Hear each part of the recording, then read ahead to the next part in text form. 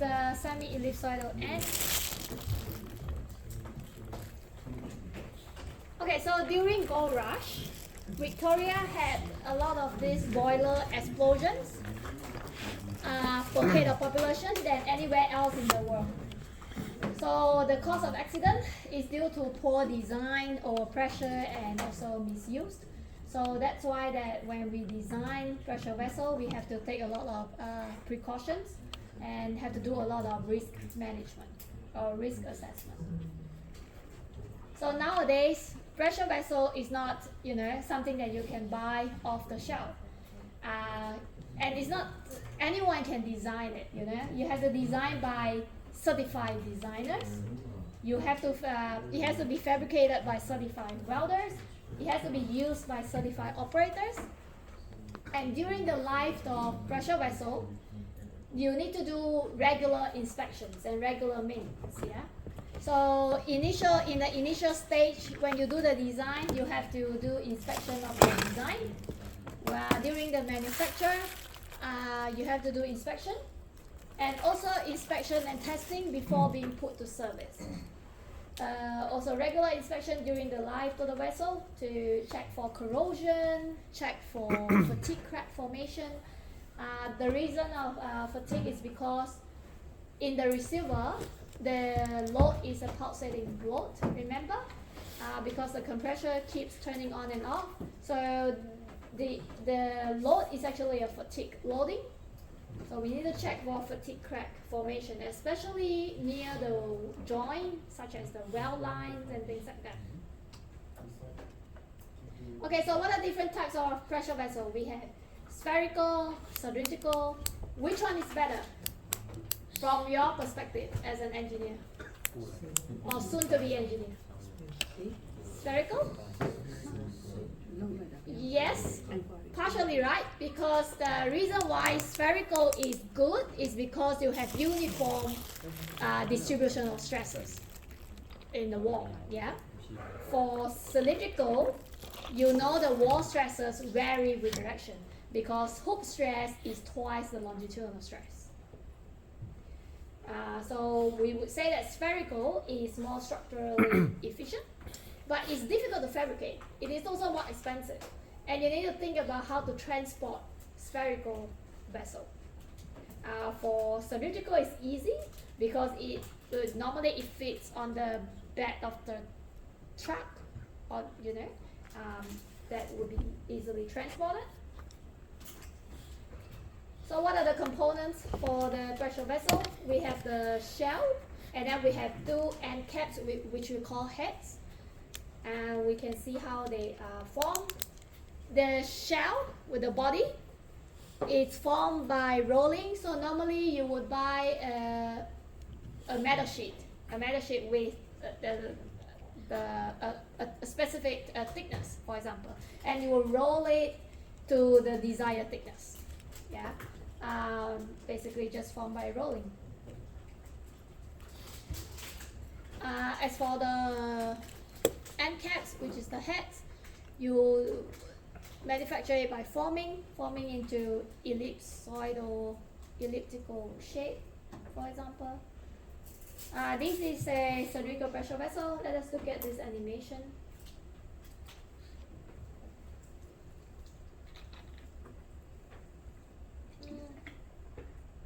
There's no audio.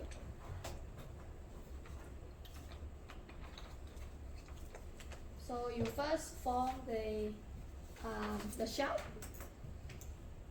and then you weld it.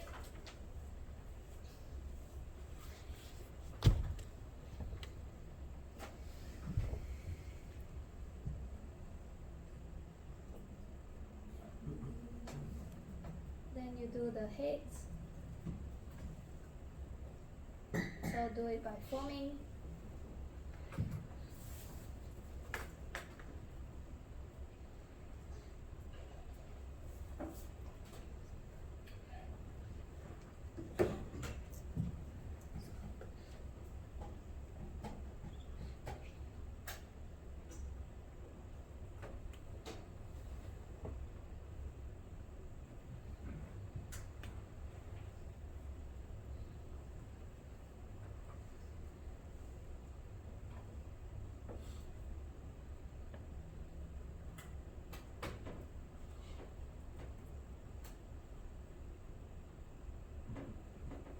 and then you weld it again. And we will talk about lug and support and the columns tomorrow. So this is the lugs, and then you have the columns. So it will look like that.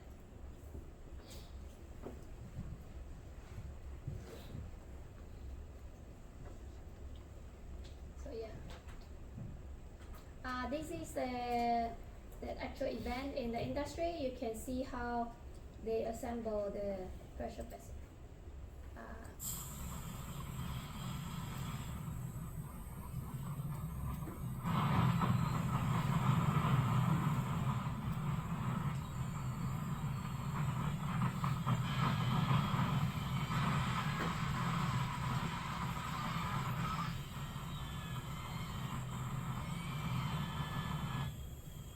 So now they are rolling the body, roll it into the desired thickness.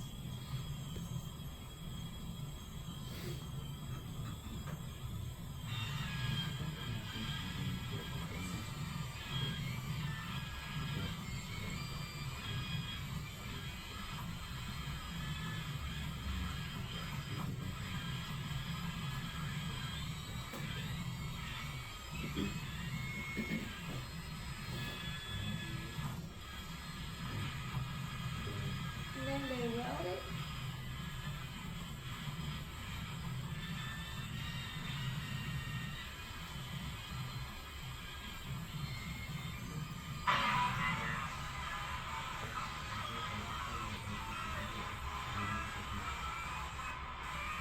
So they have to join the body multiple times to make it into the desired length.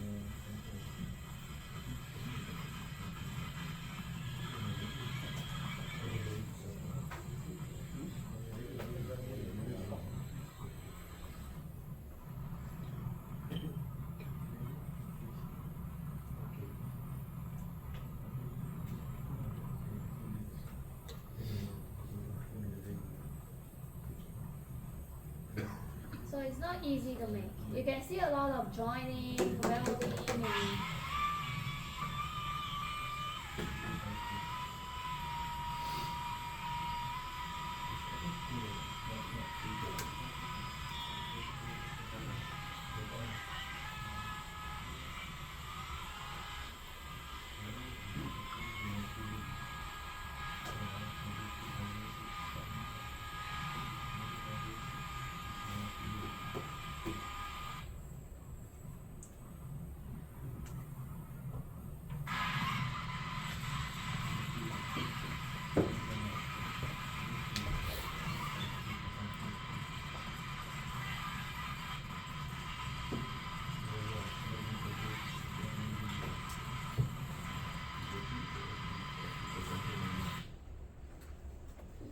yeah, so that is a very short video of how it's made. Now, before the Second World War, most of the joints are formed by riveting, So you can see here, riveted joints. The longitudinal lap will consist of 2 rivets per pitch. The circumferential, 1 rivet per pitch, because hook stress is twice the longitudinal stress. So you need more rivets in the longitudinal section. Now, nowadays we just weld it. It's simple and it's easy and it's cleaner, and we don't need to worry about the defects in the rivets. So longitudinal and circumferential butt welded joints will look like that. Now, when you do the welding, you need to inspect the weld. Yeah. So why do you need to inspect the weld? We check for gaps, we check for defects, we check for cracks, porosity, all sort of things. Now, weld inspection is very expensive. Weld inspection can be done using X-ray scanning, ultrasonic scanning, and things like that. But it's very expensive. So normally in the industry, they don't do 100% of weld inspection. They only do 70% of weld inspection. So what this means is that if the well is 100 millimeter in length, you inspect for 70 millimeter, because 100% well inspection is very expensive. Now, if the material that you use for the vessel is 100 megapascal, I mean the yield strength of the material or the loading capacity of the material is 100 megapascal. If you do only 70% well inspection, can you claim that the material in the vessel is 100 megapascal? Can you claim for sure that the loading capacity is 100 megapascal? Can you? If the material can support 100 megapascal, you use it to form your vessel, but you do only 70% inspection for the well, can you say that the area near the well can support the load of 100 megapascal? No, yeah, because you only do 70%, so you can only assume 70% of the strength. So if you only do 70%, the area near the well, you can only say that the material capacity is 70 megapascal. So this is joint efficiency. Joint efficiency equals allowed stress in the joint divided by the allowed stress in the plate without the joint. So without the joint, you can claim for sure that the material can support 100% of whatever it is. If it's has a yield strength of 100 megapascal, it can support the load up to 100 megapascal. But if you have the joint, you need to inspect the joint. If you do 100% inspection, then you can say the same thing. But if you do only 50% inspection, then that's what it is. It's only 50%. So that is the equation. Yeah. Now, apart from this X-ray or ultrasonic scanning, you can also do dye testing or visual inspection for the well. So if you do dye testing, like add the colorant water into the pressure vessel and visually inspect the well and all of that to check for leakage. If you do that sort of inspection, you can only claim 70% according to standards. Okay, so there are different types of testing that we can do prior to really put it into service. We can fill the pressure vessel with water or oil. If you fill it with oil, if the pressure vessel collapses during the testing, then it's a little bit messy. You got oil all over the floor. If you put water, then it's clean and it's easy to clean, and that you will not cause any harm. Yeah, you never test it with compressed air. You never test it with compressed air. You test it with water, pressurize the pressure vessel up to 43% above design pressure. So remember, yesterday we talked about if there's a big fire next to the pressure vessel, the internal pressure of the vessel cannot go more than how much? 21%. Remember, 21% above design pressure. If it goes above that, the temperature plug will kick in to release the pressure. So in the initial testing, we are already testing it up to 43% design pressure.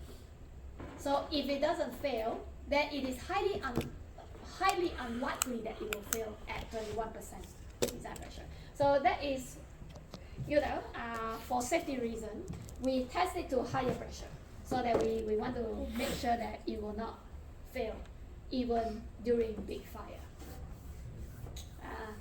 So you examine for leaks, and if you test it to that high, 43% above design pressure, there will be some permanent changes in the shapes. So you need to check for yielding and all of that. But a little bit of shape change, a little bit of plastic deformation is also good. There's no harm in that. You can also do heat treatment around the joint or the well, and that will also relieve any additional stresses and strengthen the material. So there are all sorts of things that you can do. So this is when the testing fails, the hydrostatic test failures. No harm, and it's not going to cause any harm. You're just going to remake the pressure vessel and water leaking out. That's it. Now, one thing you need to be cautious about is the material that you use for the vessel. Some material can has this transition from brittle to ductile with the temperature. So one example is steel. Yeah, steel gets brittle when the temperature becomes low. So you know how Titanic collapsed? Partly is because of the material that they use in Titanic, that is steel. So when the steel comes in contact with ice water, it goes from ductile to brittle, and so so it breaks off and breaks into two pieces. So this is one of the main reasons that Titanic failed. I'm sure you are aware of the story. So the engineers who designed Titanic, they did not know that steel can actually change the properties with the temperature. At least we learned something. So from then onwards, we understand that steel can actually go from ductile to brittle when the temperature reduces. So you need to be aware of your materials. And material is actually the fundamental of engineering. So we are looking at the different modes of failure, the yielding, the creep, brittle fracture, buckling. So yielding, you already know, is elastic to plastic. Nothing special about that. Creep is when it's a phenomenon observed at higher operating temperatures. So the metals, if it's subjected to constant load for a long period of time, it will undergo progressive permanent deformation, elongation, or associated thinning, even though the stress can be lower than the yield stress of the metal. One example is carbon steel, the one you use for your project. Carbon steel will experience creep at 340 degrees Celsius. So at 340 degrees Celsius, if you load the carbon steel at a long period of time, then it will undergo thinning, for example, or elongation. When that happens, the stress that causes creep can also lower than the yield strength of the material. Brittle fracture, we got ductile. Ductile fracture, you see something like that with strain hardening in the curve. Brittle failure, you see very little strain hardening. And so you need to be aware of how the material fails. So this is the forensic materials engineering that I told you about. We break things off and then we look at it under the microscopes. And you can see a significant difference in the microstructures. This is magnesium. You can see that the brittle fracture, you have a lot of sharp edges, a lot of cleavage fracture, that's what we call it. But for ductile fracture, you can see a lot of dimples. So by looking at the microstructure or the fracture surface, you can tell whether the material is a ductile failure or a brittle fracture. So that is how we tell. Okay, another thing is localized buckling. When you design for pressure vessel, you need to be aware of this failure, which is localized buckling. You can see that this has a smaller diameter to thickness ratio. This one has a larger diameter to thickness ratio. If you apply an axial load into the page, that means towards the vessel, which one is going to buckle first? These or that? Without using your engineering knowledge, I mean just by looking at the picture. Is this going to buckle first or that? Simple question. Yeah, the large diameter thickness ratio, yes. So you need to be aware of that. You need to be certain that the thickness is enough to avoid or minimize buckling. Yeah. Localized buckling is also known as crinkling. That is something that we'll cover tomorrow in the last topic. So yeah. Okay. Normally, how do you determine the material properties? So I saw marker pens here. Normally, if you have a new material that you invented, yeah, say for example, call that special material. The first thing is you want to test the material properties, yeah. So this is your dot bone shape tensile samples. All you have to do is put that into the tensile machine. You apply an axial load. Yeah. If the material breaks at say 100 megapascal,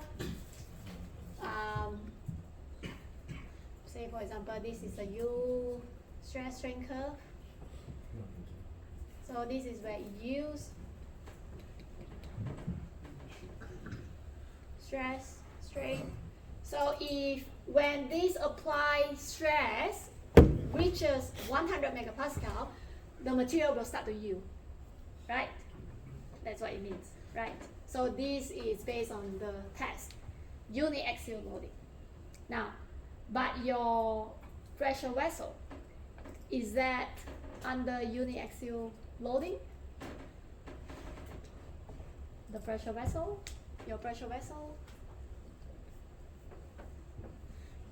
you have external pressure like wind, you have the internal pressure going on inside. You may have a branch connecting to somewhere, that could be an additional moment, and things like that. So your pressure vessel is subjected to multi-axial loading, not uniaxial loading. So if your material, you say that the material used at 100 megapascal under uniaxial loading, can you say for sure, what happens? Like, what is the stressor? So here you have sigma 1, but here you have sigma 1, sigma 2, and sigma 3. So what are the stressors when the material start to yield? Here you know that when sigma 1 equals 100, material starts to yield. But over here, same material, what is this, this, and this when the material starts to yield? So how do you correlate multi-axial loading to uniaxial?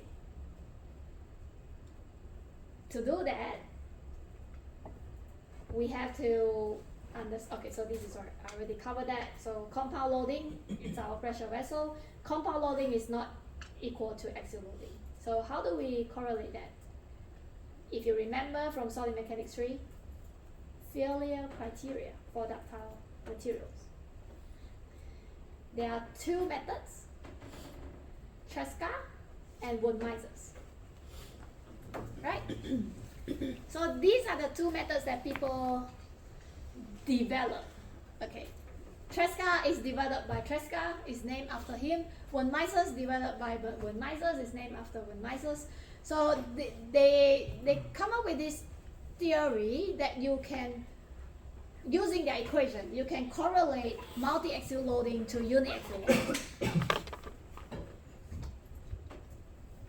So Tresca criterion say the yielding starts when the maximum shear stress in the material equals to the maximum shear stress at yielding in the simple tension. So Tresca say you need to compare the maximum shear stress over here with the maximum shear stress over here. When they are equal, the material yields. That's what Tresca says. And how do we get the equation? My scribbles. Okay. So under uniaxial loading, this is your Mohr circle, right? Under uniaxial loading, that is your Mohr circle. You have tau max, which is the maximum shear stress. You have the maximum principal stress. If you want to find the maximum shear stress, you take the maximum principal stress minus minimum principal stress divided by 2. the diameter divided by 2, you get the radius, which is the tau max, right? So under uniaxial loading, simple tension, you have sigma 1, which is the sigma max.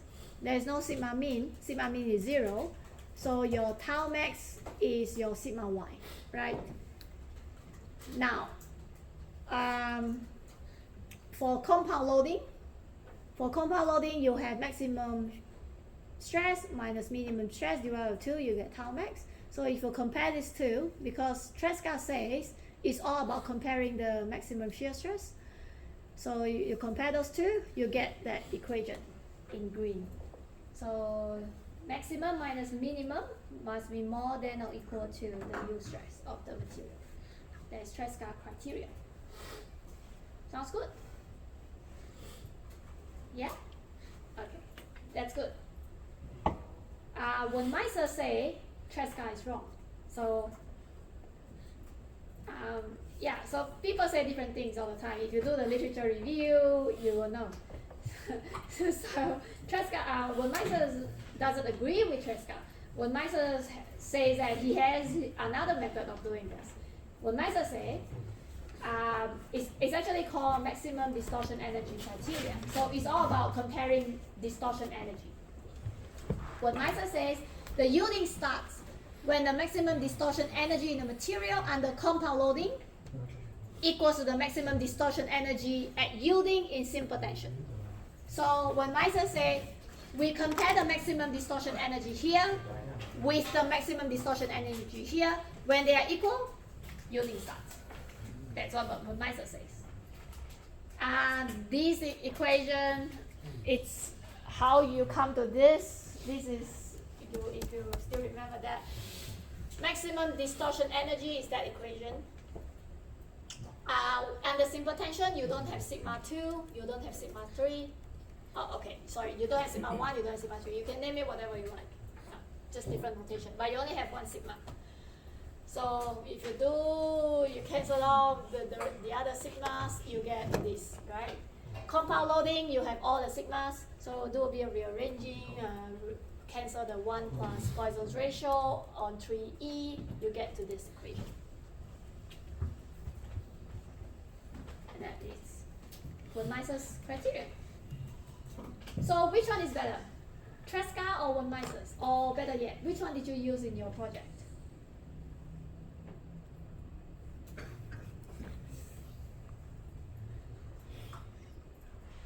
Which one?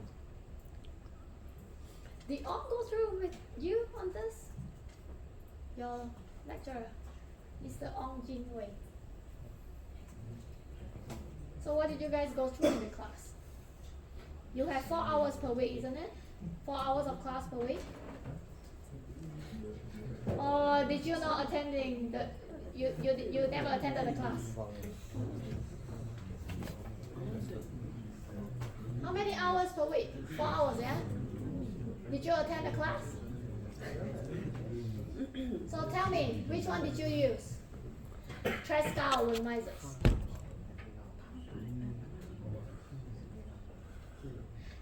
A or B? Tresca or von Mises?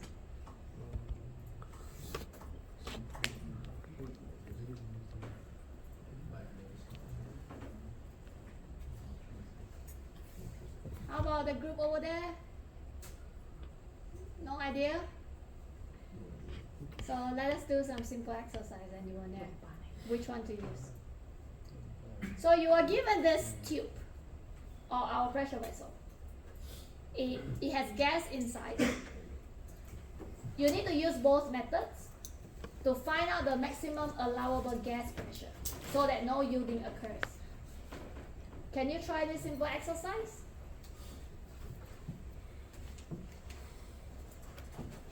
Can you? Now, can you note down the equation here? So Tresca is sigma max minus sigma min. Von Mises is 1 minus sigma 2 square plus sigma 2 minus sigma 3 square plus sigma 3 minus sigma 1 square divided by 2 square root.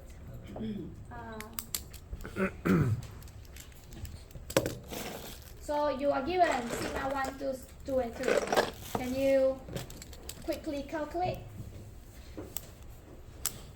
Substitution.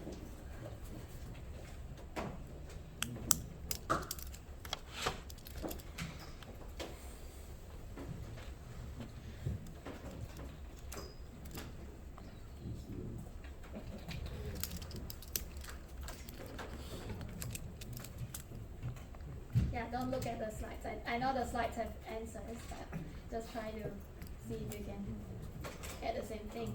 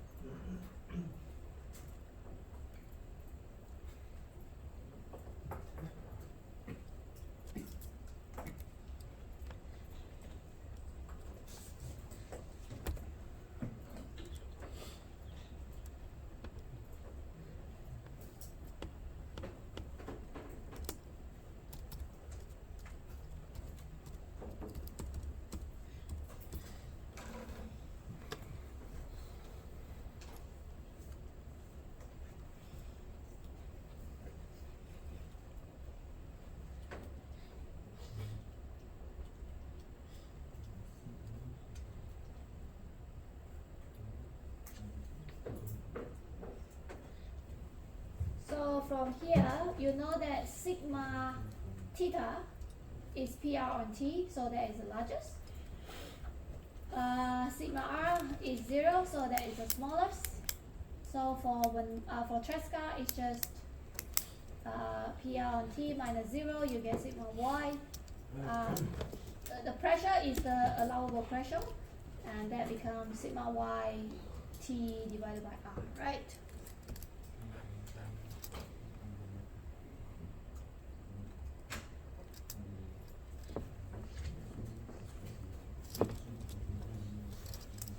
So for minus, you do the same thing.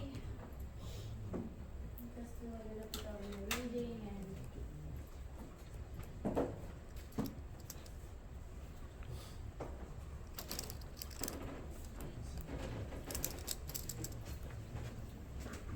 this is one of the exam questions 2 years ago. To derive and the question will ask you which one do you propose for designing pressure vessel? So yeah.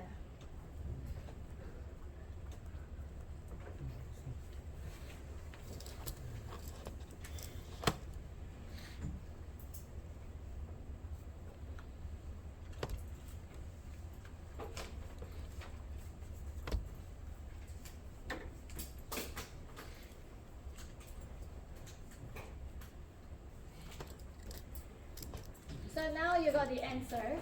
Can you tell me which one is better for designing pressure vessel? Now, Tresca say the allowable pressure is sigma Y times T divided by R.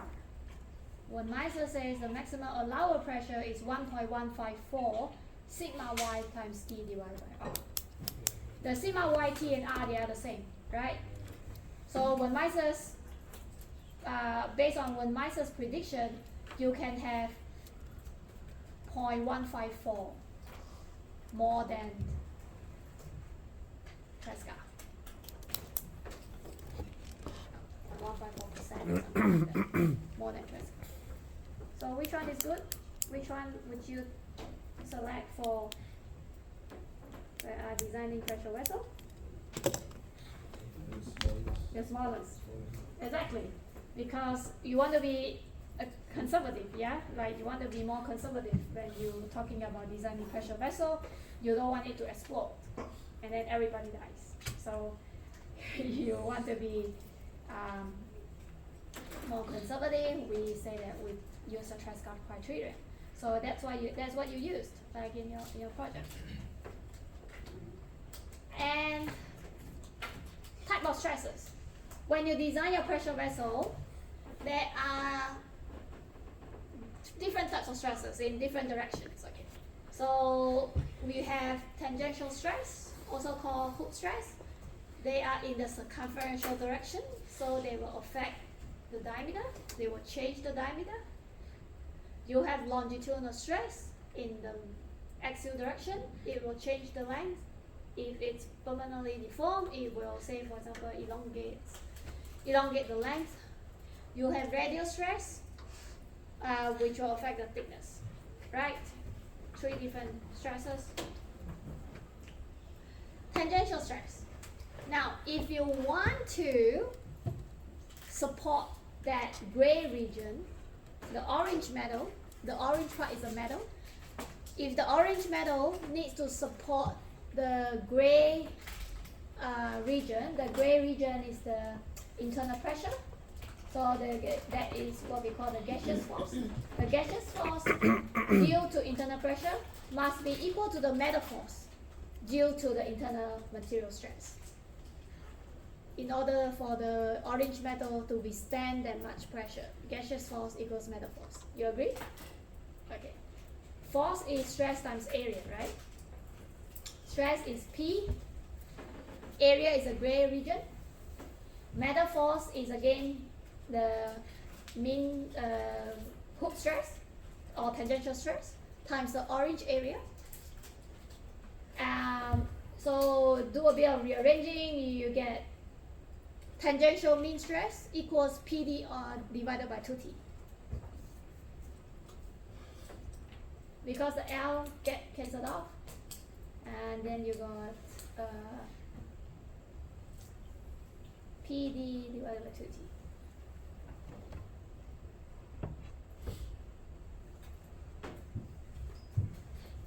This part is clear?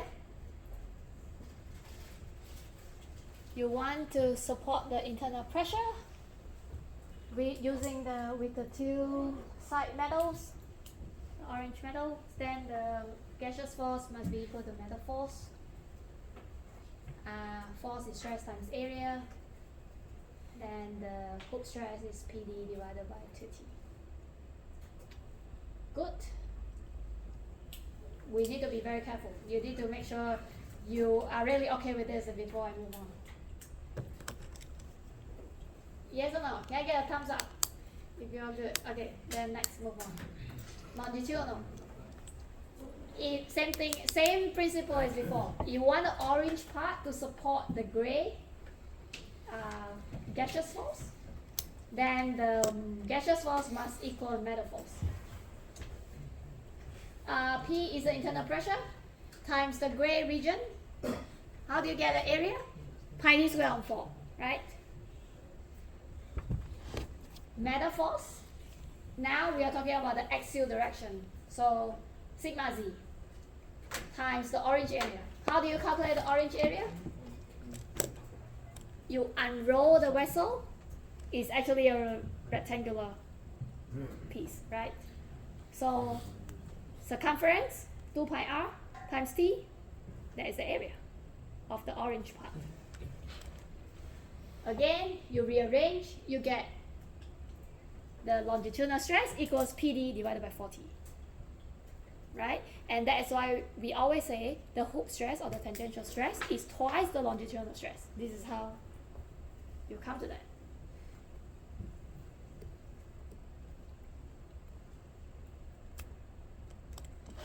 If I'm going too fast, you just let me know. You can slow down. Is this clear? Good. How about that side of the class? Awfully quiet. Yes or no? Yes. Okay, good. Then let us move on. Radial stress. This is a thin wall cylinder, right? When we talk about radial stress, because we only assume internal pressure, right? There's no external pressure. So if there's only internal pressure, the radial stress in the internal surface is minus P. P is the internal pressure.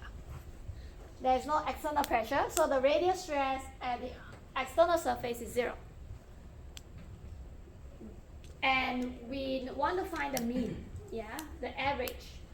So we can assume that although we know that the radial stress is going to vary non-linearly in reality from the internal surface to the external surface, but we just assume that it's linear because it's a thin wall cylinder. It's not going to vary too much. It's a thin wall cylinder. So we just assume a linear distribution. And from that, you can know the average radial stress. That is just minus P on 2.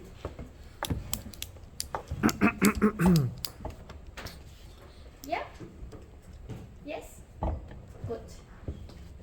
So now you have 3 stresses that you just found. Which one is bigger? Which one is smaller? The tangential stress is the biggest. Longitudinal stress is the mid or the medium. Radial stress is the smallest. So according to Tresca, the biggest minus the smallest, right? So you take PD on 2T minus sigma R is minus P on T, you get your Tresca. Now, this Tresca stress must be less than or equal to the allowable stress. The allowable stress is the joint efficiency times the design strength, right? So if you only do 70% of well inspection, you multiply by the design strength of the material, 100 megapascal, say for example, then the allowable stress is only 70 megapascal because you only do 70% well inspection. So the allowable stress must always be more than the Tresca stress. Otherwise, it will fail, the vessel will fail. So if you put everything in, you get this final equation. And we can put it into a nicer form.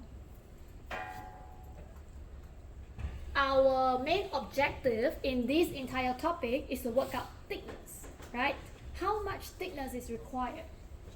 So we want to bring thickness on the other side, the rest of the parameters on the right hand side, and you rearrange and you get PD divided by 2NF minus P. This is a famous equation. You have used that multiple times in your assignment. Yes? Yeah. Sometimes you need to add corrosion allowance. So if your vessel will be used in a corrosive environment, based on the standards or based on your previous experience, it will tell you how much of corrosion allowance you need to add to the thickness, and that is the plus C there.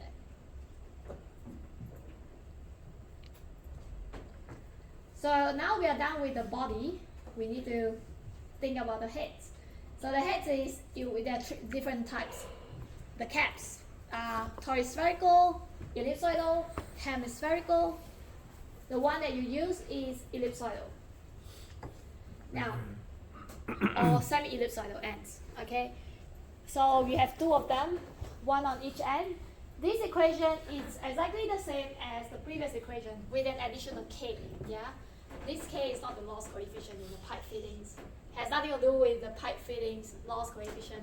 This K is just geometric properties because the caps is ellipsoidal.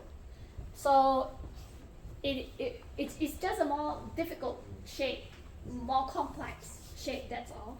K is it's just a ratio that you multiply to the equation when the shape or the geometry is ellipsoidal. So K is calculated with this equation. For perfect ellipsoidal, A equals to 2B. So A is 2 times B for perfect ellipsoidal. Then K equals 1. So this entire thing becomes 1. When K is 1, it's the same equation as the shell. So the thickness is the same. If K is not 1, then you need to worry about how you join the caps to the body. Because if the thickness is different, how are you going to join them together? If the thickness is the same, you can join them together easily. right? So you need to be careful about that. And I also want to point out, I forgot to point out, so this equation over here, this one. This equation is based on the assumption that the hoop stress is always the biggest, the radial stress is the smallest, because this is how you derive that. You say hoop stress is bigger, radial stress is smaller, longitudinal is in the middle. So you take the biggest minus the smallest, you do that and you get to here, right? So in your assignment, there's one question that asks you to check. So once you install the branch and the expansion hole and all of that, you're creating additional moment, right? When you create additional moment, you need to check back to make sure that the radial stress is still the smallest, hoop stress is still the biggest. If the longitudinal stress becomes bigger than hoop stress, then obviously the equation will change. So this is no longer valid. Does that make sense? Yeah? So now it's getting back to, the project, and you can see the relation. So you can understand a little bit more. And yeah, so you have to constantly check and make sure that for that equation to be valid, hoop stress or tangential stress is the largest, radial stress is the smallest, longitudinal stress is in between them. And that's it. Question?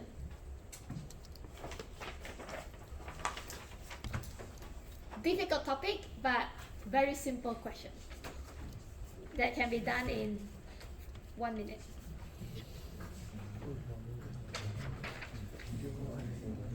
Trust me, that can be done in 1 minute. I cover the solution. Okay, cylinder is to be pressurized.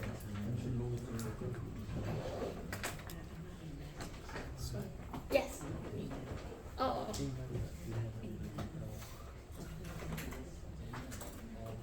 I guarantee you can complete this one in 1 minute. Difficult topic, but simple question. Using the equation, T equals PD divided by 2NF minus P.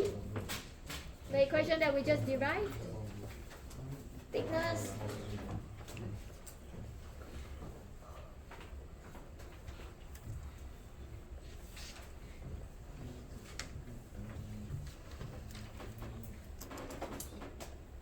So there's a cylinder, it asks for the required thickness.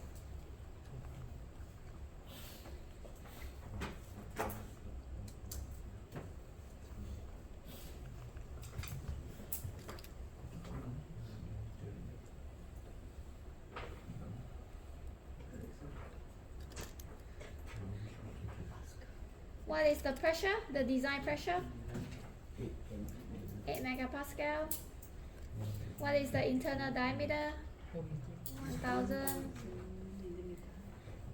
What is the joint efficiency? 0.7.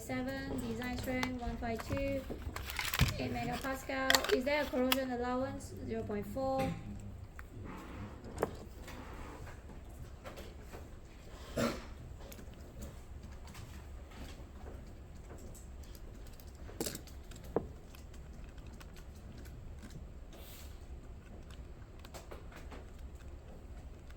So that's it, really. This entire topic is all about calculating thickness. And once you derive the equation, the rest is just, straightforward. And then we have some short answer questions, like, the question asks you, what do you consider, comment on the other issue that may affect designer choice of length.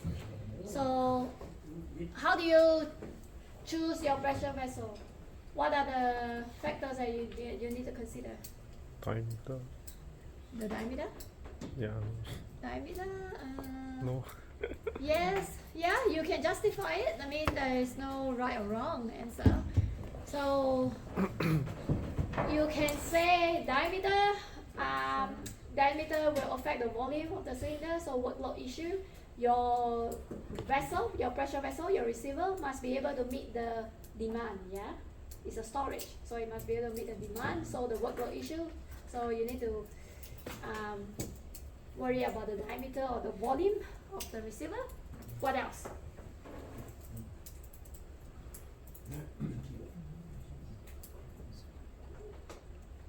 What else? What else?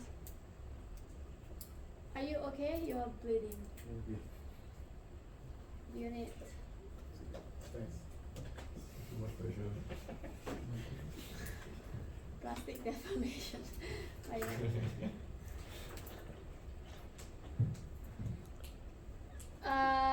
So yes, any other issue?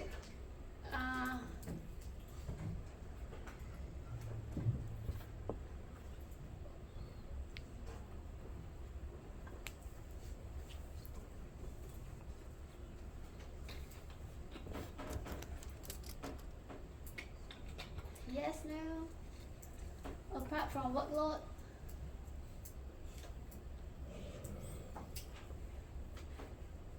Yes.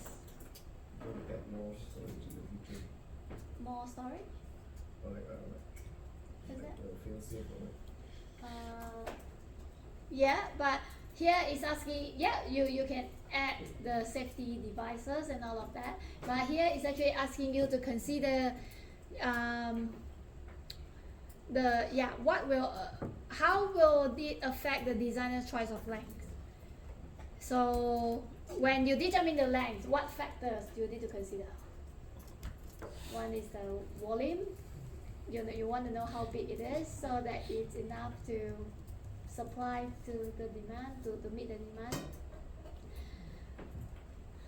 I'm sure this is the question in the project. Exactly similar, exactly the same one. It asks you to consider sheet metal length. Yeah, but this is actually the vessel length. So it's a sheet metal length. But what will affect your choice of length?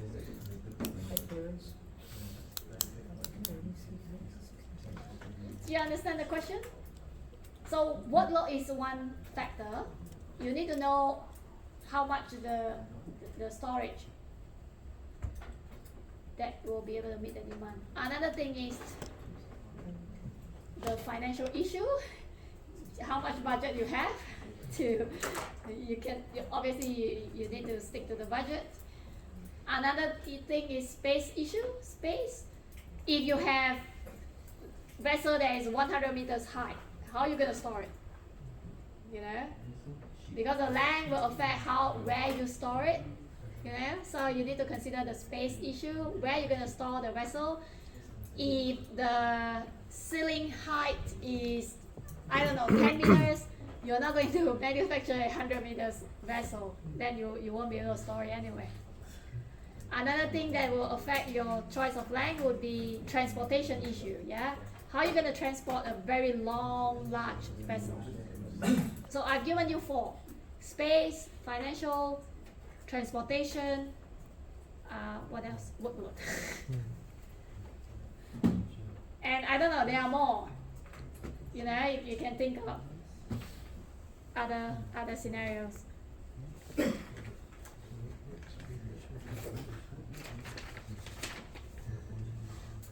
Yeah, topic 6. Easy. Topic 6. Good for topic 6? No? It's still early. We can still do topic 6. Oh, have you switched over? Okay, openings. Finally. There is the actual pressure vessel. You can see a lot of openings.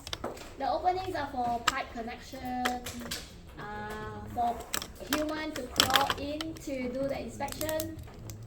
That's what we call inspection hole. Now, inspection hole is really, really big, yeah? Otherwise, a person cannot crawl in to do the maintenance.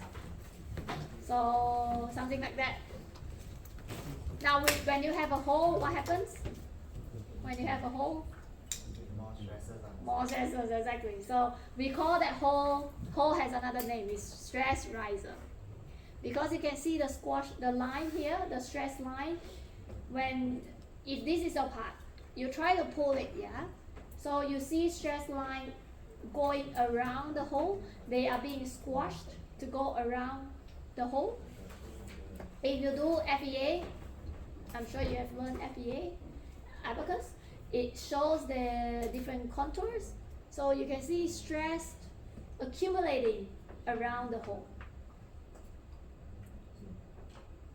Now, this is the cross section.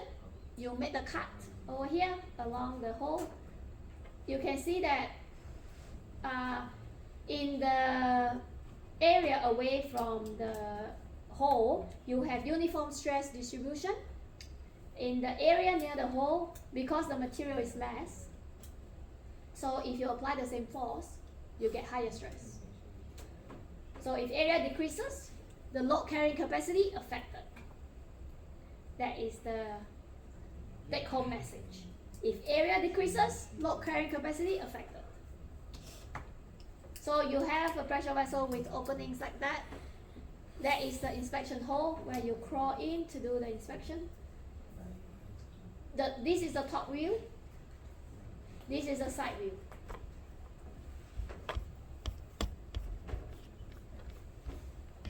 Okay, now you can also see that this is a longitudinal well. When you install the inspection hole, or when you cut a hole in the vessel, you're not going to cut it near the well, obviously, because that will affect the integrity of the well. So you want to stay away from the joint, right? That makes sense. When you cut anything, you would want to cut it near the joint. So you can see the longitudinal well is far away from that. So we don't have to worry about joint efficiency. Now, when you cut this piece out, this is a hole. This entire region is a hole. How much metal is actually lost? Okay, before we go into that, I want you to think. This is the vessel, yeah? In the region near the well, this is the well, welded joint.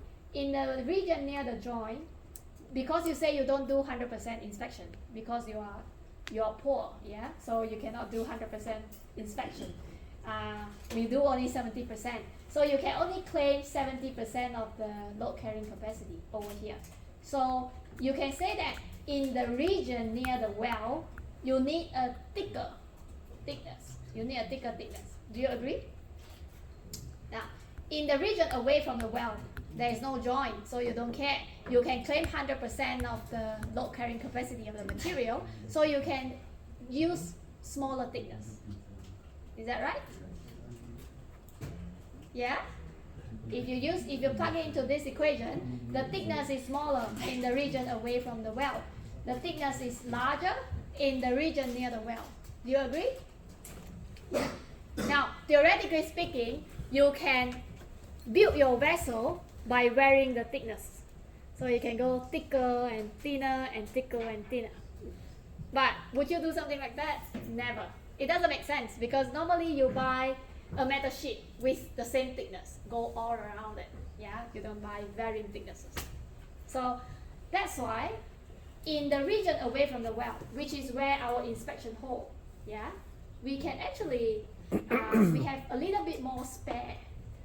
We have spare thickness because you don't need that much thickness, but you have spare thickness and you can actually scavenge or use it to cover for the lost metal. So now, how much functional metal is lost? When you cut this part of metal out, you need to figure out if you have enough spare metals in the vicinity to compensate for that. Because if you remove this functional metal, you need to figure out if you have enough. So the first thing is to figure out how much is lost. You cut this entire piece out, but this is actually the spare thickness. Yeah? So if you remove the spare thickness, do you care? It is spare. You don't care, right? So how much is functional? It's actually just this area. Are you with me? Yeah. So this is the entire area that you cut. But this part, the gray region, this is the spare thickness, the additional unwanted thickness. That if it's away from the well, you don't need this bit. So if you remove that bit, you don't care. It doesn't do anything. It is additional. So the functional thickness is just here, the white region. This part okay? Yes or no? It has to be certain that you're okay before I move on. Area of lost functional metal is just that area, yeah? You don't calculate that, the gray region. So if you remove 100 millimeter cube of metal, you need to see if you have enough spare metals in the vicinity that you can claim to support that. Because if you remove that bit, then you have a lot of stresses near the hole. You can see over here the graph. The stresses can be 2.5 times the stresses away from the hole. So and that is slowly decreasing down to 23% more than the normal stress away from the hole. So you want to have enough spare metals in the vicinity that you can cover for the hole.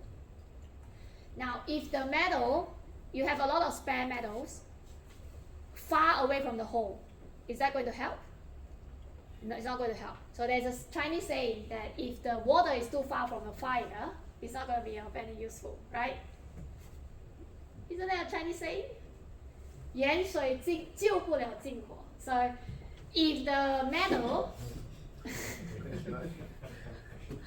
if the metal is too far, the spare metal is too far from the hole, you cannot claim that. So standards say there is a boundary. This is the boundary from the standards. You have to refer to clause 3.18.110, sorry, 0.10.3, 3.18.10.3. This is the boundaries. So standard says if you have a lot of spare metals away from the boundary, you cannot claim them. Anything inside that boundary, you can claim it. And it has to be equivalent to the lost functional metal. The first thing you can claim is the underutilized vessel wall thickness.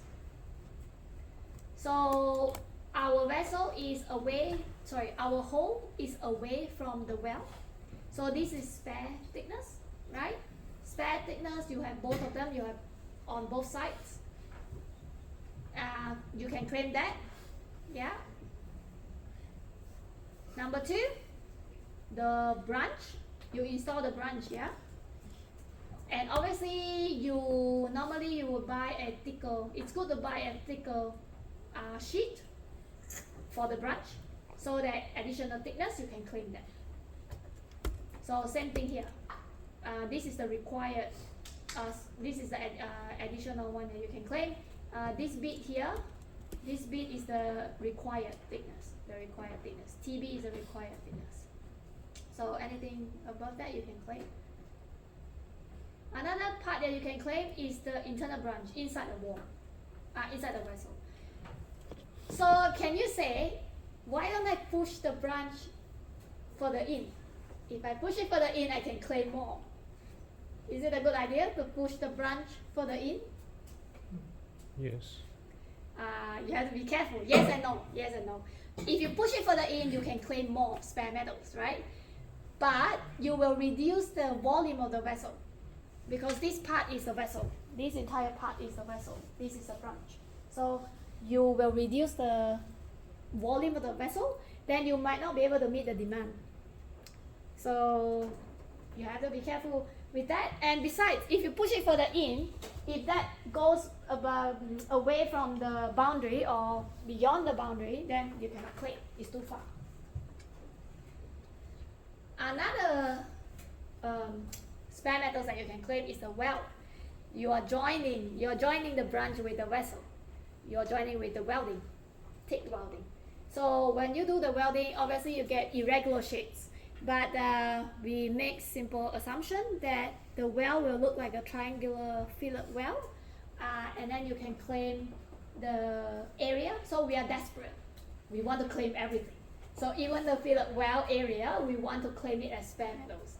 the fillet well area can be calculated using trough thickness. So trough thickness square is actually the fillet well area. So this is, you got different types of well. You make simple assumption that it looks like a triangle.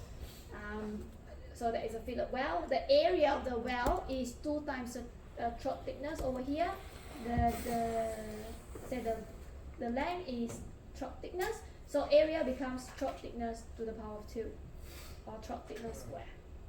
Because area of triangle is half times the base times the height. So the height is trough thickness, the base is 2 times trough thickness, and with a half in front of it, so you get trough thickness square.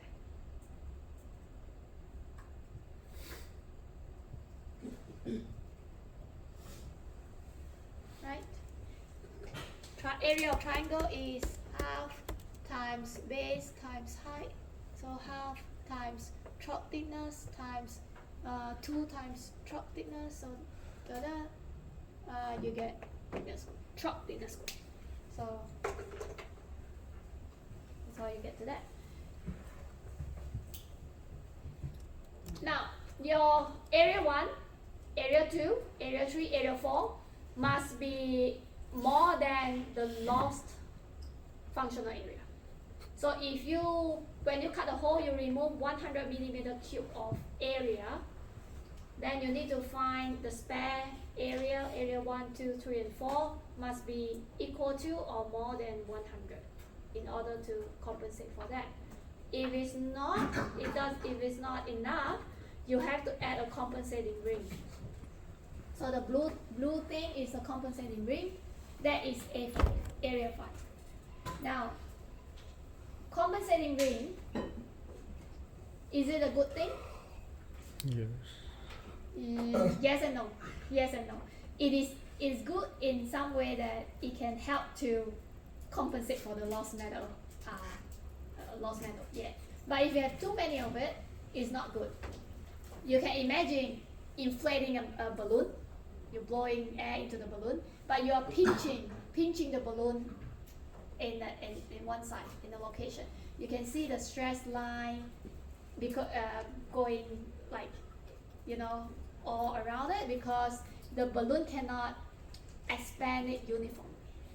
So same thing with reinforcement ring is that it will make the area, the local area, really, really stiff, and the vessel cannot expand it uniformly.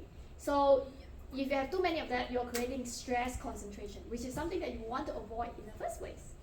So that, you see that logic behind it? So you want reinforcing rings, but not too many of them. And you want to avoid adding reinforcing rings. Otherwise, you're just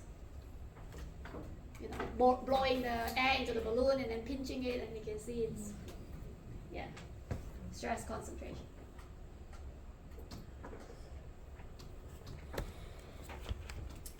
Yeah.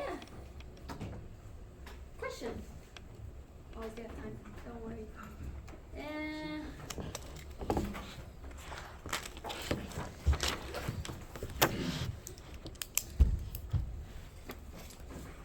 One, two.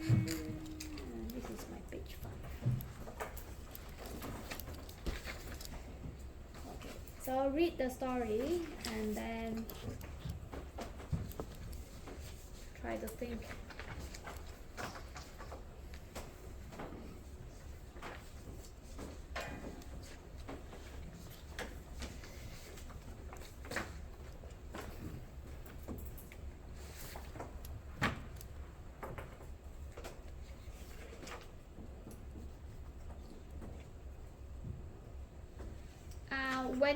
If you see question like that in the exam, you need to sketch the branch and the vessel.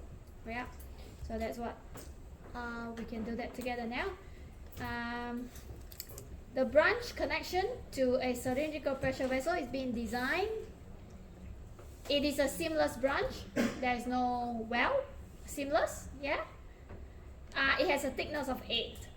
So we want to see. This is my branch.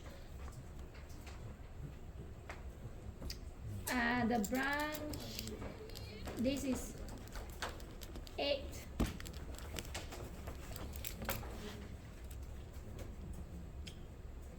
My vessel is here.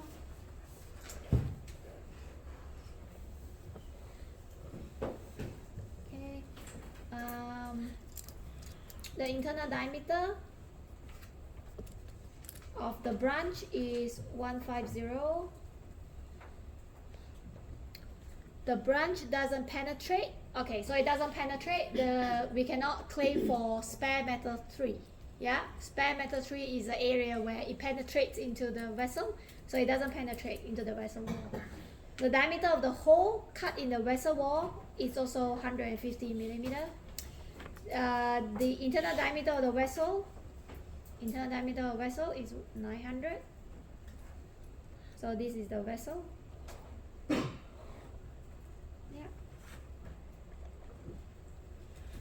Yeah. The thickness of the vessel,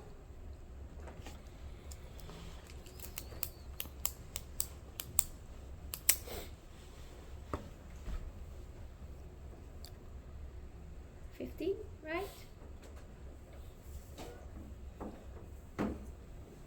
Yeah, that's it.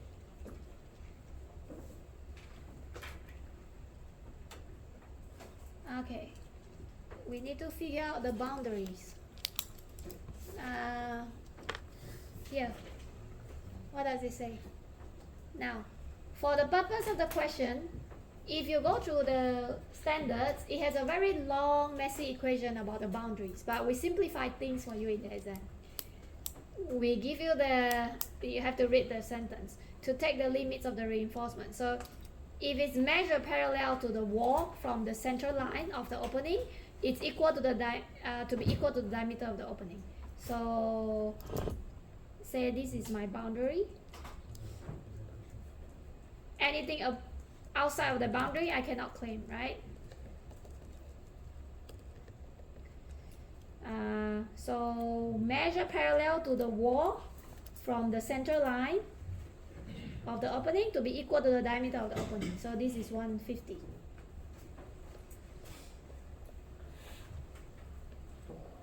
Measure normal to the vessel wall.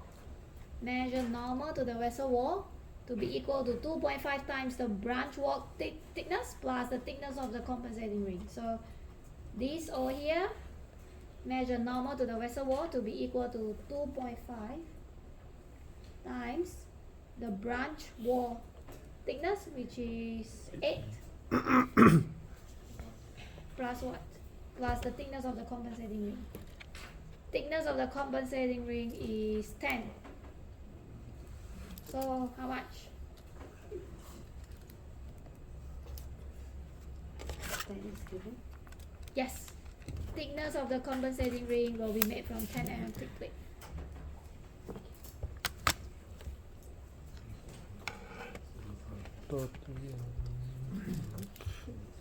Right?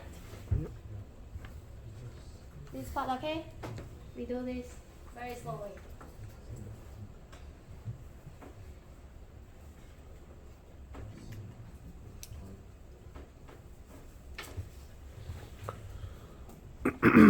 Now, can you tell me, determine the thickness of the vessel wall would need to be if it's seamless. So, the first thing is to work out this part, okay? Then the first thing is to work out the required thickness for the vessel. The required thickness, this is my page 6. The required thickness for the vessel, I say that shell must be more than or equal to PD divided by 2 neta F minus P. Is that non-corrosive? Okay, the question says non-corrosive, so we don't need to add any corrosion allowance. So the required shell thickness, what is my pressure? 4. Diameter 900. We are talking about the shell, not the branch, right?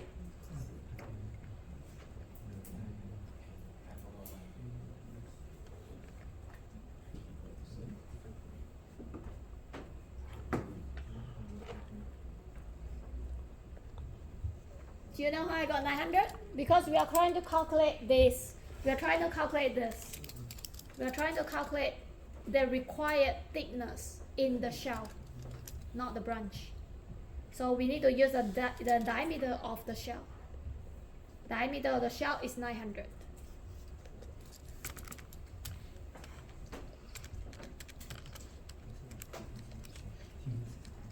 So we got 12. So this is the minimum required thickness for the shell. But obviously you purchase a little bit more. You purchase 15 millimeter because you need to consider area away from the well. Sorry, area near the well. What it is. So you buy slightly thicker. Oh, one is the joint efficiency. So if you read the story, it says that this happens away from the seam. It's a seamless. Away from the joint, there is no well efficiency. Sorry, so seamless always means the efficiency is 100. Efficiency is 1. Seamless means there is no joint. Yeah. Efficiency maximum is 1. Yeah. So no joint. Like I said earlier, you cut a hole, you're not going to cut it near the joint, yeah? You cut it near the joint, you affect the integrity of the joint. So you cut it away from the joint, always, always. So away from the joint, you don't need to consider inspection. So you can claim 100% of the design strength. The design strength is F, 152 megapascal. Away from the well is 152. Near the well, if you do 70% inspection, then 152 times 0.7. Lost? Yeah, which part? Happy to go back. You can do this slowly. There's no rush. This is the thickness that normally you purchase a slightly thicker metal to go all around the vessel. So this is the one that's given. Currently it's 50. But what is the minimum required? The minimum required thickness is 12. So it seems that you have purchased 3 millimeter more than the minimum required. Yeah. This part is good. The 15 is the one you purchase from the shell. You purchase slightly thicker because you need to consider areas near the well.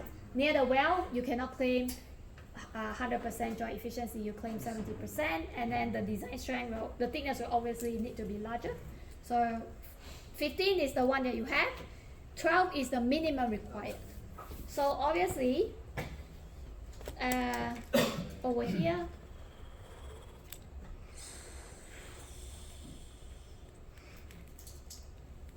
now, this is 12, the minimum required,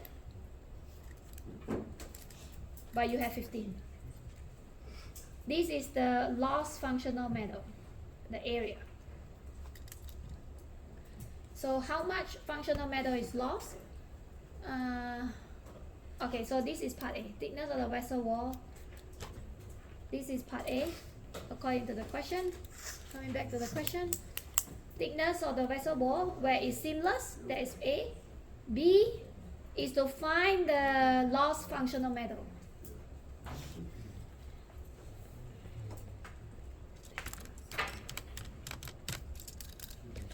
What is my lost functional metal? How much? 1,800. 12 times 150, right? You don't take 15 times 150, yeah? Because these 3 millimeter, those are spare metals.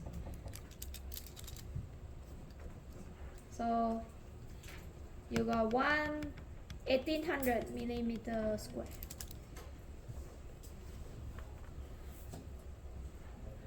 This part is okay? Yeah. So that's why you need to work out the minimum required thickness so that you know how much is lost. So now you need to find 1800 because you have lost 1800. You need to find 1800. Otherwise, the the vessel will not be able to support the compressed air or store the compressed air. Okay, so this is B. You need to find 1800. So, okay, C is about quantification. You need to quantify the contribution of each area by various components adjacent to the opening, and then determine the required width. Okay, part C. Area 1.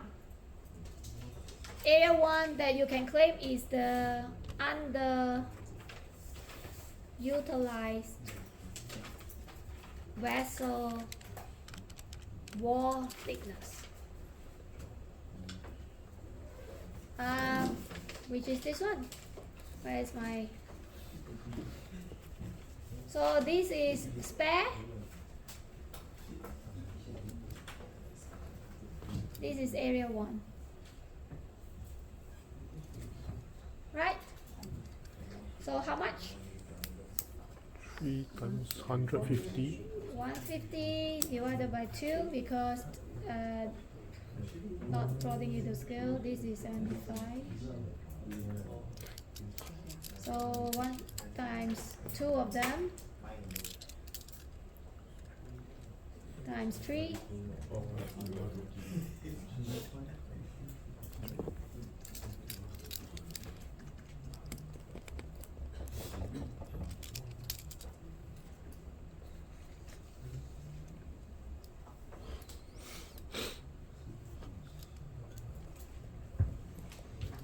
Right?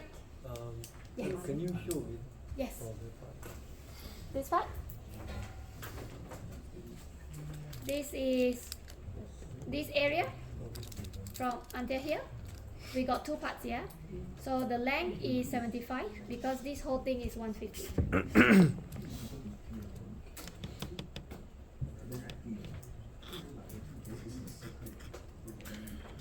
Because over here is this entire thing is 150, so this must be 75, isn't it? Yes. And then if this from here to here is 150 minus 75, you get 75 over here, right? And then the spare thickness is 3, so thickness times the length 75, and you got 2 of them, 1 on each side.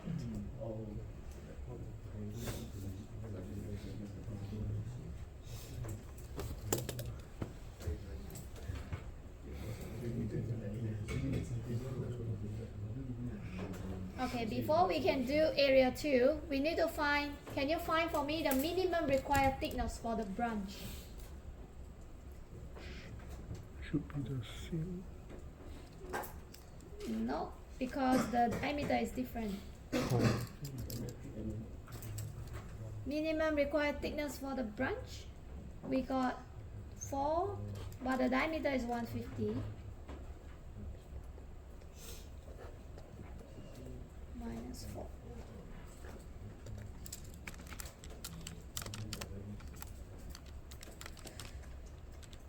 One by 2 times 2, 4 times 150, we got 2.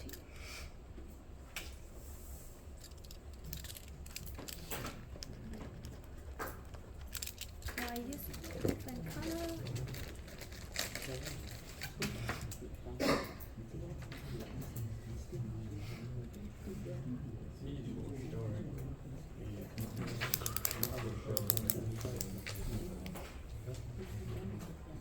Okay, now your branch has 8 millimeter, but you only need how much? You only need 2. 40.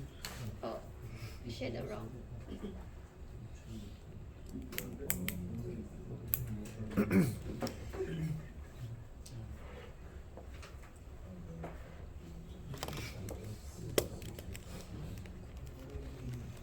So this is spare. This is spare, right?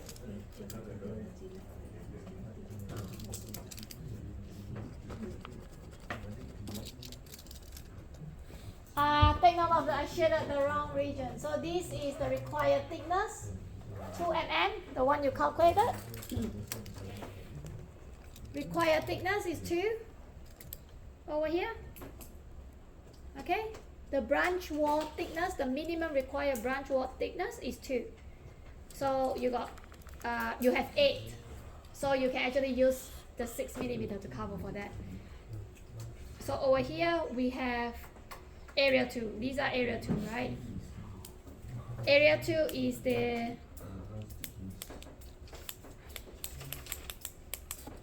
underutilized branch wall thickness. So we got 6 times the height 30.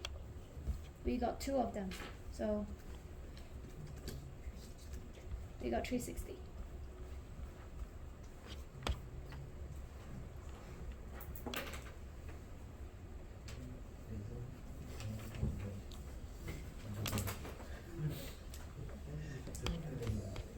So this part good.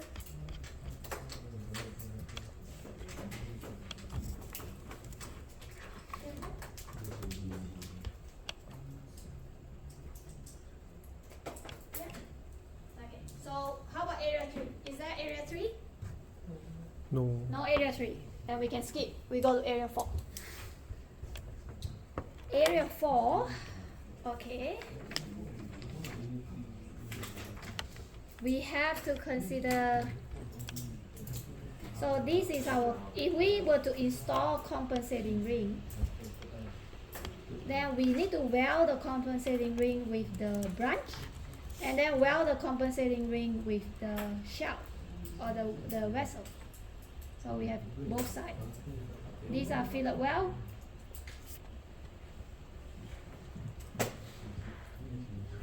This is my compensating ring or reinforcement ring.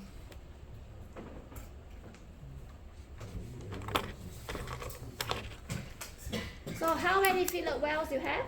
You have 4. Then you look at the question. The weld fillets associated with the branch, attachment of branch, is 5 millimeter. The weld fillets associated with the compensating ring will be 6 millimeter throat thickness, respectively. So our area 3 is 0. We don't have area 3.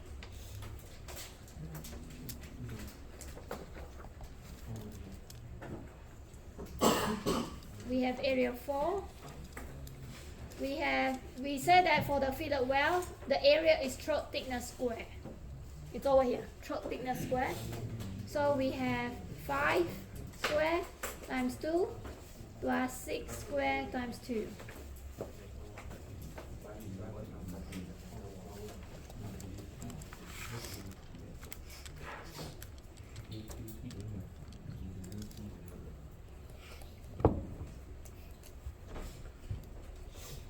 The area of fillet weld is throat thickness. Throat thickness is given 5 mm for attaching to the branch, 6 mm for attaching to the composite. DA2 is basically if you go through inside. Exactly. There is nothing, so 0. So you know how I got 5 square times 2 plus 6 square times 2? So what is the total that we have now?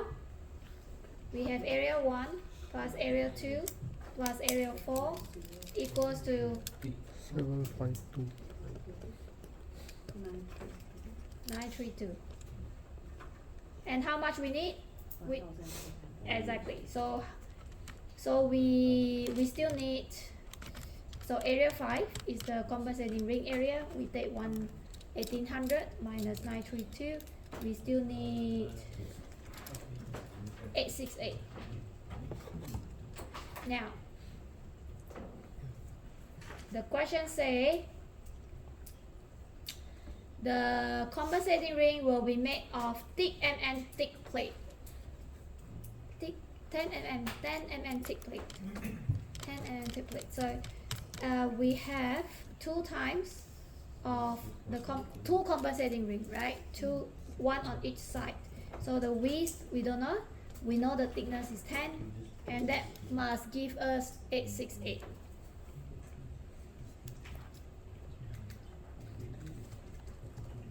So our width is 43.4.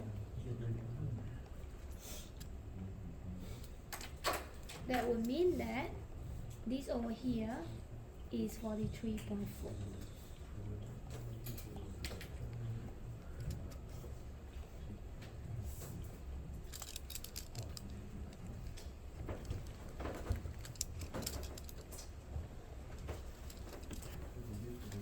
Usually the compensation ring wouldn't have like decimal, right? So we just choose a bigger to make it smaller because we want to like Yes. get out that lot.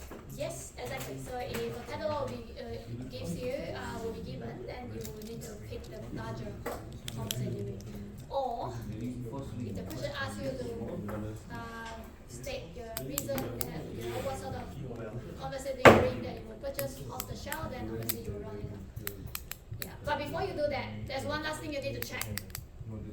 You need to check. So that's very important for this one. You need to check if the width will it go over the boundary. If it goes over the boundary, then this entire you cannot use this compensating ring. You have to propose something else. You have to propose a thicker compensating ring with a smaller width so that it doesn't go over the boundary. Because if it goes over the boundary, you cannot claim.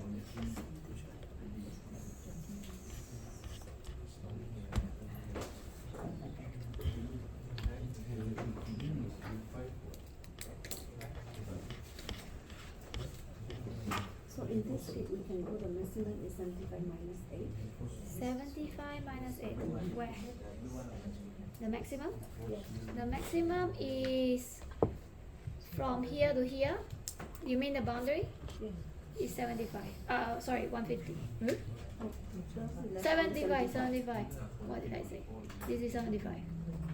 75 minus 8. Yeah, exactly. Yeah.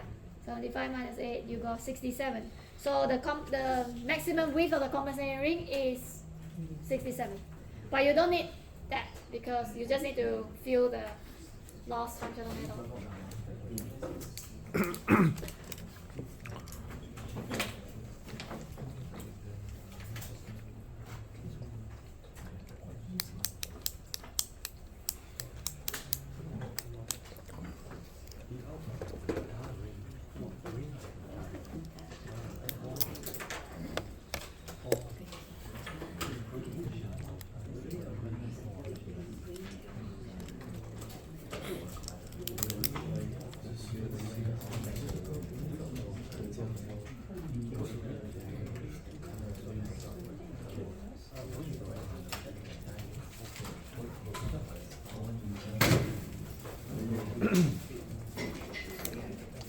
But in the assessment, right, how do we determine how much we need to insert the branch, or we just choose? I think you first calculate the thickness, yeah? Yeah. And then you choose the metal plate with the thickness. I think it's yeah. And then from there, which question is that? So is that to calculate the compensating ring? No, it's actually yeah, correct. It's to calculate the area we need to fill for the lost material. Then because there is, I mean, for that formula should be A1 plus A2 plus A3 plus A4. Yeah. If it's not insufficient, then you think about A5, right? Exactly. But then to find A3, you need to know how much the branch need to be inserted. But they didn't mention how much we need to insert the branch to find A3, or we just assume it as 0. No. I think it mentions it's based on the student number, isn't it? No, I don't think so. They never mention about insertion. They just say, let me just check the question. And the boundary is also calculated with a very complex equation. Yes, correct. But because based on the Because there are different set of questions each year, so I cannot remember which question set that I gave you this year. As for some of them, it's based on the student number. You have to work out how much protrusion into the vessel. Let me check. Oh, I go to the assignment again. Oh yeah, it's attached. Yeah, that's it. I'll see you tomorrow, 2 p.m. I'll check it. The reinforcement ring is within the boundary. The boundary is 75 from the internal diameter. The branch wall thickness is 8, so 75 minus 8, you should have 67 from the branch, external surface of the branch to the boundary. Yeah. Which one? The TV. Yeah. 1, 2, 3, 4. You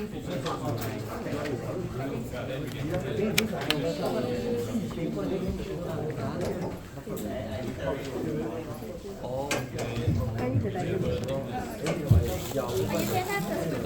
I don't need